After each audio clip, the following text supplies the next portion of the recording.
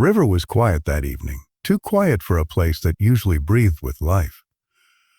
I remember the way the wind moved along the water, brushing small ripples across the surface like trembling fingertips. I had only stopped there to clear my head, to let the silence swallow whatever the day had left inside me. But then I heard it, a splash too heavy, too deliberate, too cold to be an accident. I turned, and in that single moment the world narrowed to a single frame. A fisherman standing ankle-deep in the muddy bank, his arms moving with a calmness that didn't match the panic rising in my chest. And then I saw them, the small, hopeless shapes sinking beneath the surface, fighting for breath that the world had already taken from them. My heart didn't beat faster, it simply stopped. The air turned sharp, metallic, burning the inside of my lungs as if even the wind couldn't believe what it was witnessing.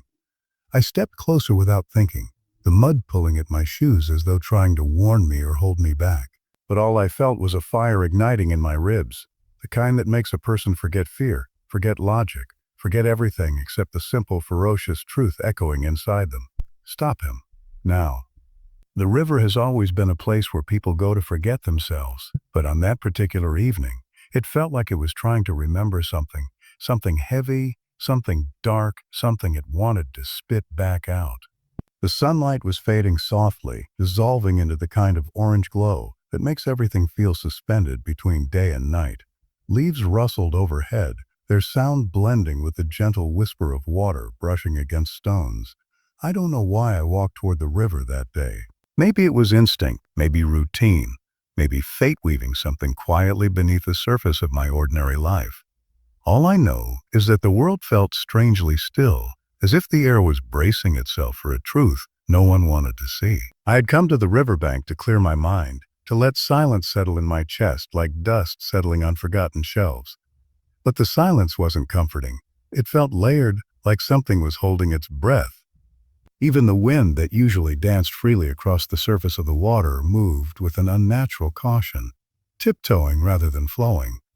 I sensed it before I saw it, a kind of tension in the air, a ripple of wrongness that pricked the back of my neck. And then as the path curved near the bend of the river, I saw him. A fisherman stood alone near the shallow edge, his silhouette outlined in fading light. At first, nothing about him seemed unusual. Men came here often, carrying their nets, their buckets, their quiet conversations with nature. But he wasn't casting a net, he wasn't gathering anything, he wasn't even looking at the water like someone who understood it. He was reaching into something, a sack, heavy, misshapen, sagging from the moisture that clung to it. And his movements, they were too calm, too deliberate, too silent for someone working by a river that never stopped moving. I slowed my steps, unable to shake the feeling that I was walking into a moment I wasn't prepared for. The man bent down, gripping something inside the sack. There was a faint whimper, so soft it almost dissolved into the sound of water. At first I thought I imagined it. My brain scrambled for an explanation, any explanation. Maybe it was a fish, maybe a trapped bird, maybe something my mind created out of the growing unease settling into my stomach. But then came the splash, deep, heavy, final. The fisherman dropped something into the river, something alive. The water reacted instantly, rippling violently for a moment before settling into forced calm. My heart didn't race, it simply cracked open, as if the echo of that splash had struck it directly. I stopped breathing. The entire world seemed to pause, hanging between disbelief and horror. My feet were rooted in the mud, cold seeping through my shoes, but all the warmth drained from my body in an instant. He reached into the sack again. This time I moved. I don't remember making the decision. My body simply refused to stay still. The mud clung to my shoes like hands trying to keep me from interfering, but I pushed forward, each step heavy with dread. I knew something terrible was happening, but I didn't know yet how terrible. Didn't know yet that the shapes sinking beneath the surface were not objects, not trash, not anything that should ever belong in water like that. They were fragile lives. They were puppies. I saw the second one fall, its tiny body swallowed by the river with a whimper that stabbed straight through the fading light. Something inside me snapped like a rope pulled too tight. My voice broke free before my thoughts could catch up. "Hey, stop!" The word tore through the air, shattering the unnatural silence that had held the river hostage. The fisherman jerked slightly, but not with guilt. more like annoyance, as if I'd interrupted a chore he didn't want questioned. He didn't turn fully toward me. He didn't explain. His hands simply froze inside the sack, fingers wrapped around another trembling body. I felt the blood rush to my face, heat roaring through me like fire racing up dry wood. My hands clenched on their own. Rage isn't loud, not at first. It grows quietly, like storm clouds gathering above fields that don't know they're about to drown. That was the rage that stepped into my bones. Not the kind that screams, but the kind that becomes utterly still. The river, which had been whispering only moments ago, now felt like it was watching. The wind stilled. Even the fading sun seemed to lower itself, trying not to witness what might happen next. I walked down the slope, my shoes sinking deeper into mud that pulled at me like regret. The fisherman finally turned his head toward me, eyes dull, face expressionless, his posture disturbingly calm. "What are you doing?" I asked, though the answer was already carved painfully into my mind. He didn't speak. He didn't look shaken, desperate, or panicked. Just empty. Just empty. And emptiness in a man is sometimes more frightening than anger. He pulled his hand from the sack slightly, enough for me to see the tiny wet fur, the trembling ears, the terrified eyes. A German shepherd puppy, no more than a few weeks old, barely old enough to run. The world tilted. For a moment I couldn't hear anything except my own heartbeat pounding against my ribs. The river seemed to stretch out beneath me, deeper and darker than before. Everything inside me tightened until I felt like I would burst.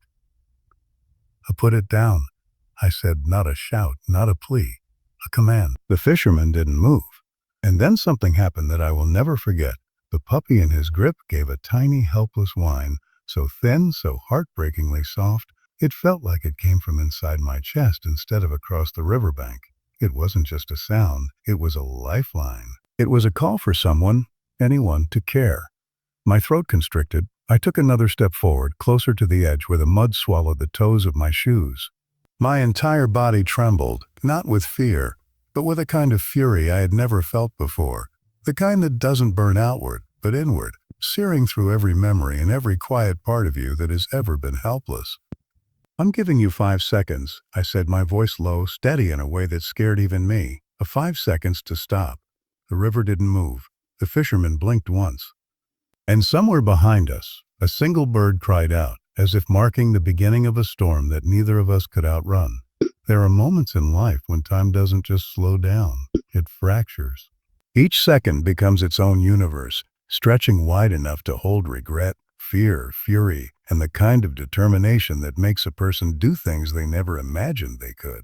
That is what those 5 seconds felt like.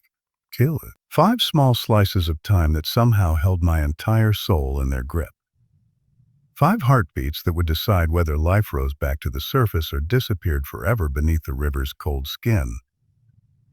When I said the words, "I'm giving you 5 seconds to stop," they didn't feel like a threat. They felt like the last rope I was throwing toward a man who had already started sinking into his own darkness.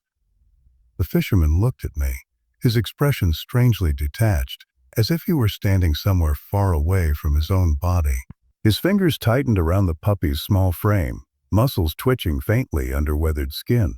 Maybe he was surprised someone had seen him. Maybe he didn't care.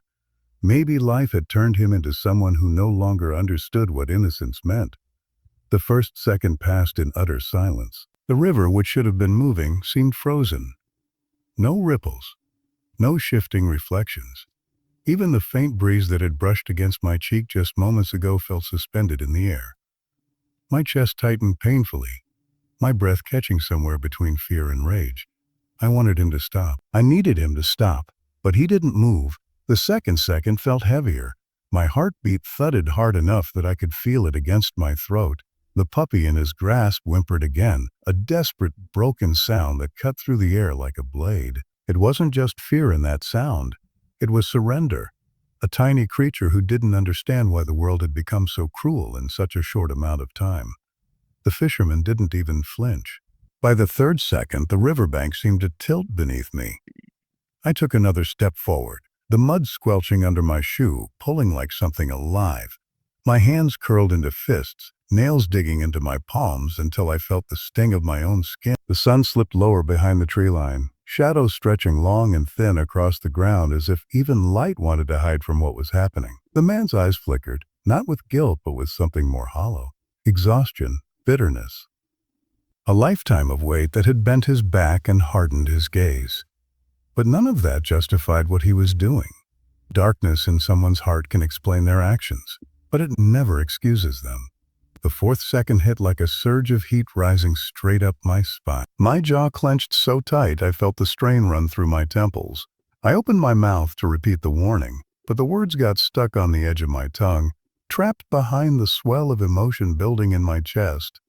Every part of me vibrated with the need to act, the instinct that screamed, save them now, louder than any logic ever could. And then the fifth second arrived, the moment that burned itself permanently into my memory. He moved. Not toward safety, not toward mercy. He tilted his hand, just slightly, but enough for gravity to start pulling the tiny body downward toward the waiting mouth of the river. A small gasp tore from the puppy's chest. A final plea. I lunged. My body moved faster than thought, fueled purely by instinct and rage. My feet slid through the mud as I grabbed the fisherman's wrist with both hands, my grip tightening violently around his bones. He stumbled backward in shock, his eyes widening for the first time, startled not by guilt, but by the sudden clash of another will against his. And no, the word came out raw, scraped from somewhere deep inside my lungs. The fisherman tried to pull his arm back, but adrenaline surged through me, burning in my muscles, making me stronger than fear. I forced his hand upward, prying his fingers open one by one despite his resistance. The puppy wriggled helplessly, slipping through the loosening grip, but this time not toward the water. I caught it against my chest, feeling its trembling heartbeat slam frantically against my palms. The fisherman pulled away, stumbling, his breath coming out in short, angry bursts. He muttered something under his breath, words rough and cracked, filled with the resentment of a man drowning in his own failures. They're worthless. I can't feed myself. How will I feed them? But I wasn't listening. I was already dropping to my knees by the river's edge, my hands digging through the cold water. Another splash broke the surface. Another puppy, half sinking, its limbs barely moving. I reached in, scooping it up, its tiny body slick and chilled against my skin. Then another, and another. The river churned where the sack had been tossed, its murky surface hiding more of the lives struggling beneath. I didn't think. I went in. The water was colder than I expected, stabbing straight through my clothes, my bones, my breath. But the world had narrowed to one purpose: pull them out. Save them. Don't stop. My fingers brushed against fur beneath the surface and I grabbed hold, yanking the tiny body upward. The puppy coughed weakly, its eyes half open, water dripping from its nose. Four were alive. The fifth, I feared even touching it. When my hand finally closed around the last small shape, it didn't move. It was limp, heavy in a way that made my stomach twist painfully. I lifted it gently, cupping its fragile body in my shaking hands. Its eyes were closed, its chest still, its fur plastered flat against its cold skin. Something inside me broke with a soft, painful snap. A no, no, no, no. The words tumbled out of me, barely a whisper, barely a breath. I pressed the puppy to my chest, feeling its tiny frame against my soaked shirt. Behind me, the fisherman stepped back, retreating like a shadow losing its shape. His eyes flickered with something, regret, fear, and understanding of what he had almost done, but he didn't stay. Cowardice and shame often walk hand in hand, and both of them guided him away from the riverbank, his feet slapping weakly against the mud as he disappeared into the trees. I didn't watch him go. My world had shrunk to the puppies in my arms, their trembling breaths, their cold fur.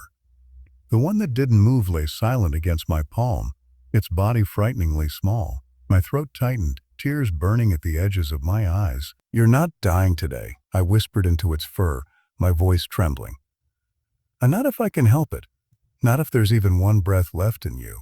The river, moments ago a witness to cruelty, now mirrored the fading sky with ripples that seemed to echo hope, faint, fragile, but present.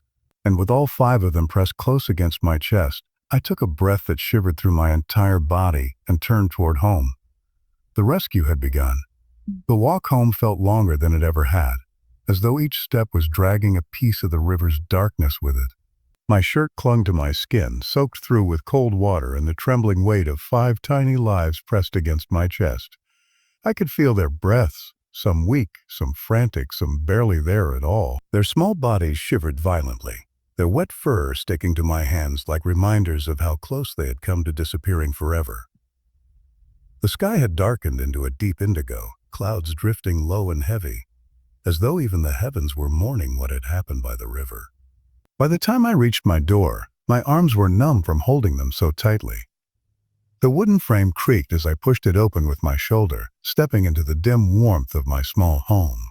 The room felt strangely unfamiliar, like I was seeing it through someone else's eyes. The soft yellow light from the lamp in the corner flickered faintly, casting long shadows across the floor. It smelled of old books, warm air, and the faint scent of tea I had left steeping earlier, a scent that instantly contrasted with the harsh smell of river water clinging to the puppies. I placed them gently onto a pile of towels on the floor. 4 of them whimpered, tiny cries that barely rose above the sound of my heartbeat still ringing in my ears. But the fifth lay completely still. My hands shook as I knelt beside them, trying to catch my breath. The room suddenly felt too quiet, as though silence itself had thickened around me. I pulled another towel from the drawer, wrapping each trembling puppy individually, rubbing their small bodies to bring warmth back into their bones. Their shivers slowed slightly, their breaths becoming more rhythmic, except for the one lying motionless at the edge of the towel pile. I reached for it with a hesitation that felt like stepping onto thin ice. Its fur was cold, the kind of cold that sinks past skin and into the spirit. I placed my fingers gently against its chest, waiting, praying, listening for even the faintest drum of life. Nothing. Not a tremble, not a twitch, not a breath. My throat tightened painfully. That familiar burn of helplessness crawled up my spine, making my eyes sting. I lowered my forehead to the puppy's tiny body, my breath trembling against its fur. "Come on," I whispered, my voice breaking on the edges of fear. "Not like this. Not after everything. Not tonight." The splash, the struggle, the sinking silhouettes.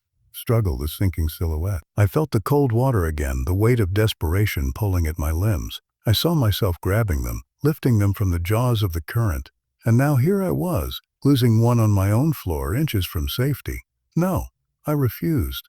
I placed the puppy flat on my palm, using my thumb to gently tilt its head upward.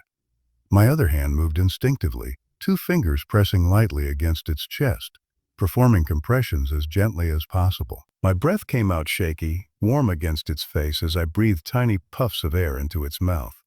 My heart hammered in my chest with each second that passed without movement. Please," I whispered, my voice barely a breath. "Fight with me." I continued the compressions, slow, rhythmic, fragile, afraid of hurting the tiny ribs yet terrified of stopping. Time blurred. The room faded. All I could hear was the sound of my own breath trembling through the silence. The other puppies whimpered softly in their towels, their small sounds creating a fragile chorus that made the stillness in the lifeless one even more unbearable. And then, barely noticeable, a twitch, so small I thought I imagined it. I froze, staring at its chest, waiting, hoping, begging. Then another twitch. A faint shudder ran through its tiny frame. A small gasp tore from its mouth, thin, broken, like it had just surfaced from drowning in darkness. My breath caught in my throat as relief crashed over me, so powerful it nearly brought tears spilling down my cheeks. "There you go," I whispered, exhaling shakily. "That's it. Come back to me." The puppy's breaths were shallow, weak, but they were breaths. It wasn't a miracle. Not yet, but it was life. I wrapped it gently in a warm towel, pulling it close to my chest, feeling its frantic heartbeat slowly grow steadier against my skin. The storm outside began to build, soft rumblings spreading through the sky, as if nature itself was exhaling. Rain tapped lightly against the windows, tapping like fingertips on glass. The sound filled the room with an odd kind of comfort. The scent of wet earth drifted faintly through the cracks, mixing with the warm, damp smell of the recovering puppies. I spent the next hour moving between them, wiping their fur, rubbing warmth into their paws, checking their breathing, whispering soft reassurances even though they couldn't understand the words. Some curled into sleep quickly, exhausted. Others fought waves of shivers that made their small bodies twitch in bursts. The weakest one, the one who had stopped breathing, refused to leave my chest. Every time I tried to put it down, its body shifted, tiny paws pressing weakly against my shirt, as though it feared that if I let go, the darkness would take it again. Okay, I murmured, pulling it closer. Stay here then. I'm not going anywhere. Hours passed like that, slow, heavy, laced with exhaustion and quiet determination. The lamp flickered occasionally, its glow warming the shadows around the room. The rain intensified, tapping harder, whispering against the glass like a lullaby woven from relief and lingering fear. The night felt infinite, stretching like a tunnel. I was walking through with 5 fragile lights trembling in my arms. Around 3 a.m. Exhaustion seeped into my bones, but I didn't dare close my eyes. I leaned against the wall, holding the smallest puppy close, its head nestled just below my chin. The rhythm of its breaths, thin, uneven but present, grounded me in a way nothing else could. At some point, my gaze drifted to the window, where the rain had left trails of silver across the glass. I saw my reflection there, tired eyes, damp hair, a face marked with worry and determination I hadn't felt in years, and in my arms, the faint outline of a life I had almost lost. The other puppies shifted softly in their blankets, tiny sighs escaping their mouths as they dreamt, maybe unaware of how close they came to never dreaming again. As the night began to fade and the first hint of dawn touched the sky, the smallest puppy stirred, letting out a soft, fragile cough. Its eyes opened, not fully, just a thin sliver, but enough for me to see the spark of life flickering inside. A breath escaped me, shaky and full of quiet gratitude. "You made it," I whispered, brushing a fingertip over its tiny head. "We made it." Outside, the storm softened. The rain slowed to a gentle drizzle, and for the first time since the river, I felt something warm settle inside my chest. Something fragile but real. Hope. The night before the storm broke felt strangely hollow, as if the sky itself was inhaling and holding its breath, waiting for something to snap. I sat on the cold rooftop of the shelter, the puppies sleeping in a tangled heap against my leg, their tiny chests rising and falling in fragile rhythm. The city lights flickered in the distance like restless fireflies. Every few minutes, a wind gust swept across the roof, carrying the unmistakable scent of wet earth, the kind of scent that warns you rain is close enough to touch. My mind kept circling back to the same thought. What would have happened if I hadn't gone to the river early that morning? Would anyone have seen them? Would anyone have cared? The questions pulsed through me like slow, painful heartbeats. I could still see the fisherman's face as clearly as if he were standing right in front of me. Those indifferent eyes, the way he flinched only once when I told him he had 5 seconds to stop. A part of me hated him, but another part was terrified of becoming someone who carried hatred like a second skin. "Protect them," I whispered under my breath as I looked down at the puppies. My voice trembled in the dark. "But protect them no matter what." The wind carried the promise back to me like an echo. Hours later, thunder cracked open the sky. The storm hit with a violence that felt almost personal. Rain slammed against the tin roof of the shelter, drumming so loud it sounded like a battlefield. The puppies woke up in panic, their tiny bodies trembling as I gathered them in my arms. The power flickered, then went out completely, leaving the entire shelter drowning in darkness, except for the faint, ghost-like glow of streetlights outside. Volunteers rushed around with flashlights, shouting instructions I couldn't fully make out. Water had begun seeping in from the back door, pooling across the floor, cold enough to sting my feet. The shelter director yelled that the old drainage system was backing up, that if the water reached the generator room, everything would shut down, including the heaters we desperately needed to keep the newborn pups alive. I felt something icy drop into my stomach. The puppies' breaths were fast, panicked puffs against my chest. They were so small, still fragile enough that any sharp change in temperature could steal them away. For a long second, the world pinched into a single point of panic where the storm, the darkness, the memory of the river, they all blended into one choking pressure. I refused to let anything happen to them. Without thinking, I wrapped the puppies inside my jacket and splashed into the rising water. The cold bit into my legs as I waded deeper into the shelter's flooded hallway. Volunteers were trying to block the back entrance with sandbags, but water kept pushing through, determined and merciless. A terrified dog barked from one of the crates, a deep, panicked sound that tore through the chaos. I could feel the puppies squirming against my heartbeat, sensing my fear. "It's okay," I whispered to them, even though nothing felt okay at all. The generator room was on the opposite side of the building, and every step toward it felt like wading through a nightmare. The storm howled outside like an angry animal, shaking the walls. A sudden flash of lightning revealed how much the water had risen, ankle deep, then nearly to my shins. I moved faster.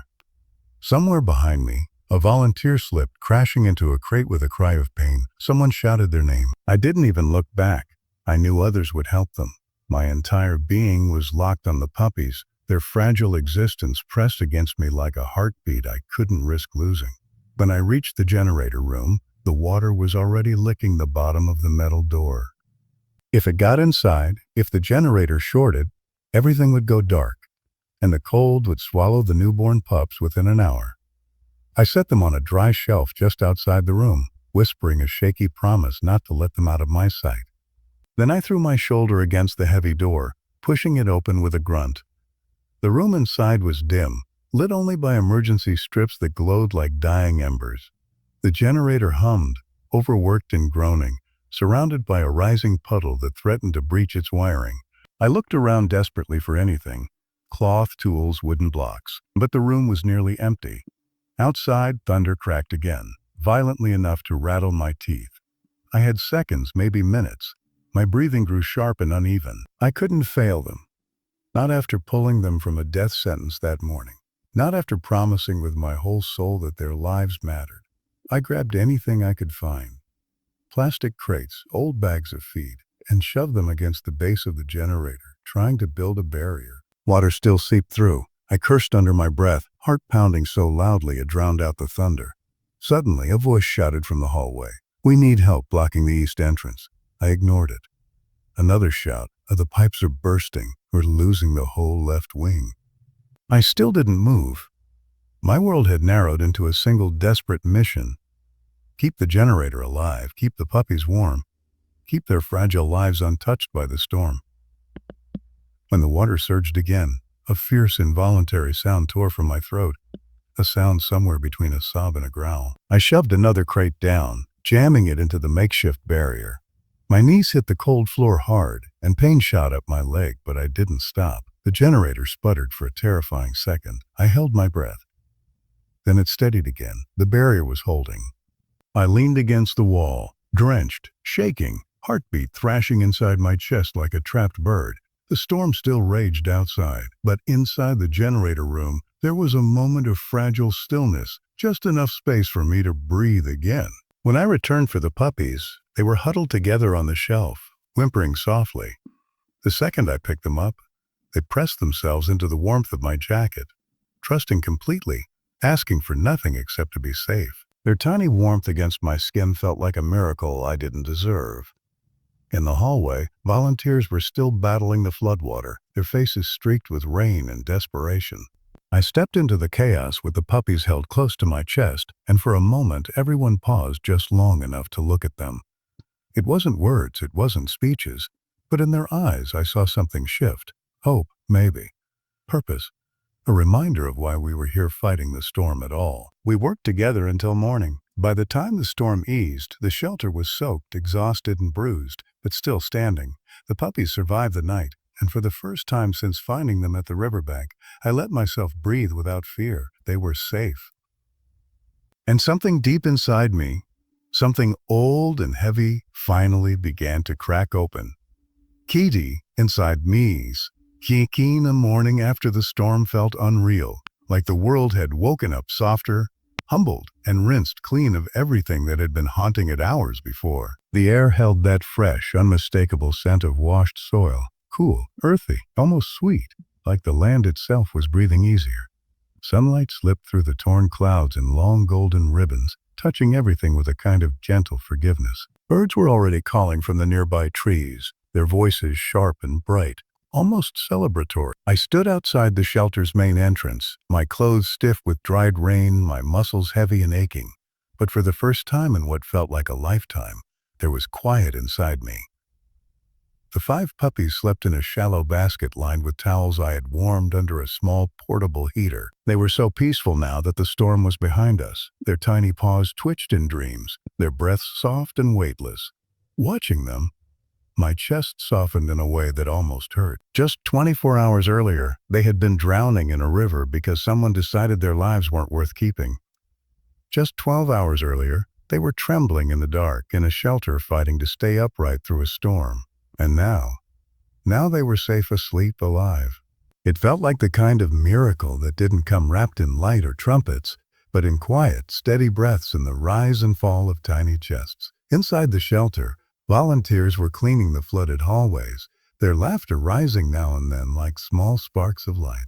After a night filled with panic and shouting, the sound of people laughing again felt like a gift. A few stopped by the basket to peek at the puppies. Each time their faces melted into soft, warm expressions, the kind people make instinctively when they see something fragile and good. Someone whispered that the pups must be little storm survivors. Someone else called them the river miracles. I didn't correct them. Every name felt true. I found myself drifting toward the back door, the one we had fought all night to keep from being swallowed by the storm. The floor there was still damp.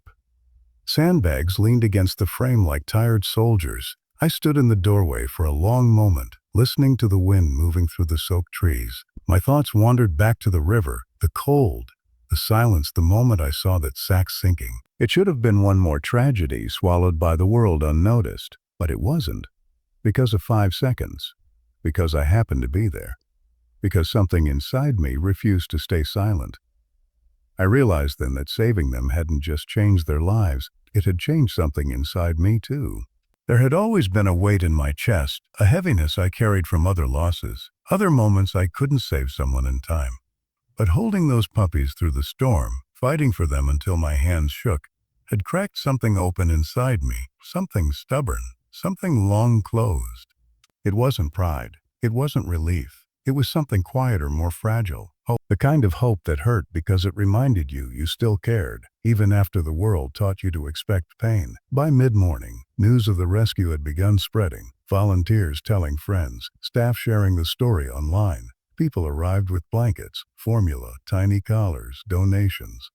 A little girl brought a hand-painted sign that said a thank you for saving them, decorated with crooked paw prints. She asked if she could hold one of the puppies. I placed the smallest in her hands. He yawned, soft and slow, and nuzzled into her palm. She looked at me with that pure, unfiltered awe only children carry. "You made them safe," she whispered. The words hit deeper than she could possibly know. A reporter came later asking for detail. I spoke quietly, carefully. Not because I wanted attention, but because I wanted people to understand why the story mattered. Why these lives mattered. Why cruelty couldn't be ignored. When they asked about the fisherman, I didn't lie, but I didn't let anger guide my voice. I simply told the truth. He made a choice. I made another. And maybe stories like this would help people choose differently next time. By afternoon, the sky was clear. An impossible radiant blue. As if the storm had been a bad memory the world already wanted to forget. The puppies woke one by one, stretching in clumsy little motions, bumping into each other like soft, warm marbles. I laughed without meaning to. A long, unguarded laugh that felt like it came from a version of myself I hadn't met in years. A volunteered joke that I should just adopt all 5. I pretended not to hear her, even though a quiet part of me whispered maybe. Later, when the shelter finally calmed, I took the puppies outside to feel the sun for the first time since the river. The ground was soft beneath my shoes, still damp, smelling like fresh life. I sat on the grass and let the pups explore. They tripped over leaves, rolled in the dirt, stumbled into my lap, nibbled at my shoelaces. They were so clumsy, so determined, so alive. I watched them with a full, almost aching heart, knowing they would grow into the kind of dogs people trusted with their lives. Loyal, brave, impossibly loving. And they would have never had the chance if not for a moment that still replayed in my mind like a slow echo. My voice shaking with fury, my heart pounding, the fisherman's hesitation, my countdown slicing the air, 5 seconds that became their entire future. When one of the puppies, brown-eyed, wobbly, the boldest of the group, climbed into my lap and looked up at me with a softness that felt like a thank you. His heartbeat thumped against my skin. Small, fast, full of promise. In that moment, the last of the storm inside me finally quieted. As the sun lowered behind the trees, casting long shadows over the soaked earth, I gathered the puppies and held them close. The world felt fragile, but also impossibly beautiful. The river, the storm, the fear, the fury. Everything had led to this single quiet moment where 5 tiny lives breathed against me in perfect, peaceful rhythm. Sometimes rescue isn't loud or heroic. Sometimes it's just a person refusing to look away. A moment of courage no one sees. A heartbeat choosing compassion. 5 seconds that change everything. And as I carried those puppies back inside, their warm bodies pressed against my chest, I knew this story would stay with me forever. Not because I saved them, but because they saved something inside me too.